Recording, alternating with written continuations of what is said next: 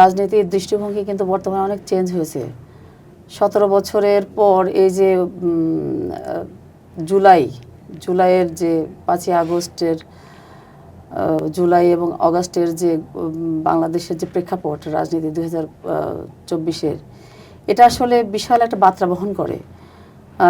মানে নবীন এবং যুবকদের যেটা বলি যে তাদের ভিতরে যে একটা প্রতিবাদের যে স্পৃহা, প্রতিবাদের যে একটা ভাষা, এটা কিন্তু দীর্ঘদিন আমরা দেখি নাই। হঠাৎ করে স্ফুলিঙ্গের মতো আমরা সেটা কিন্তু সামনে আসতে দেখেছি।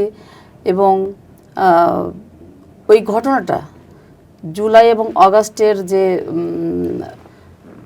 ছাত্রদের যে আন্দোলন, এটা আসলে আমি মনে করি যে এটা আমাদের জন্য বিশাল একটা শিক্ষা।